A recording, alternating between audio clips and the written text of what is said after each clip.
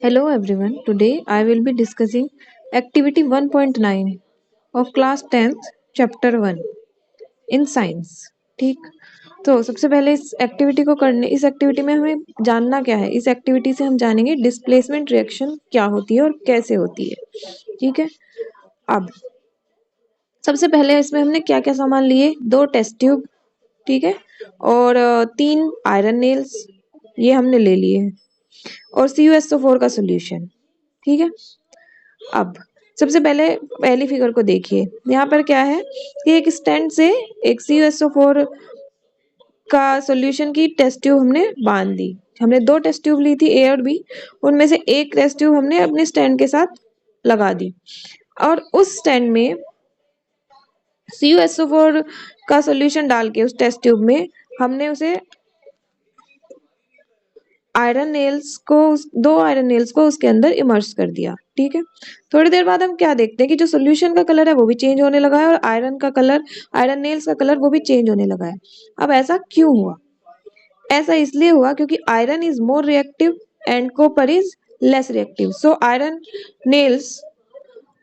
The iron from iron nails start displacing copper from copper sulfate solution। ठीक है, now हमने देखा कि जो पहली टेस्ट ट्यूब जो हमने ली थी, जिसमें CuSO4 सोल्यूशन था प्योर, उसका कलर ब्लूइश है, उसमें जो सोल्यूशन है, और जो हमने आयरन नेल्स को थोड़ी देर डिप करने के बाद जो हमने टेस्ट ट्यूब ली, उसके सोल्यूशन का कलर फेडेड ग्रीन हो चुका है।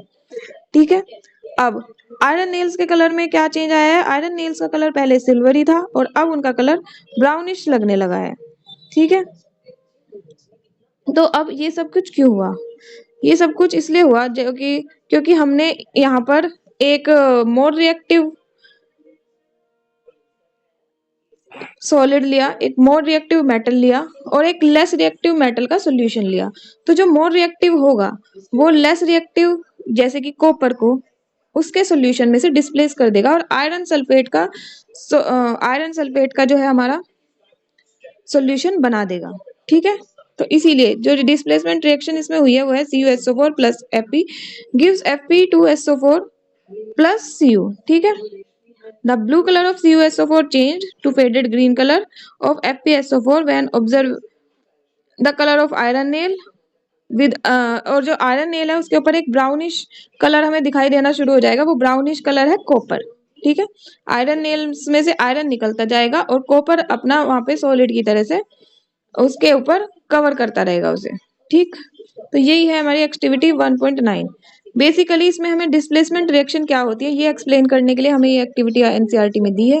तो डिस्प्लेसमेंट रिएक्शन क्या कहती है कि किसी भी मोर रिएक्टिव आयन को, कोई भी मोर रिएक्टिव अगर हम आयन लेते हैं और एक लेस रिएक्टिव का सोल्यूशन लेते हैं, तो जो मोर रिएक्टिव हमारा मेटल होगा वो लेस रिएक्टिव को उसी के सोल्यूशन में से डिस्प्लेस कर देगा। यही होती है हमारी डिस्प्लेसमेंट रिएक्शन।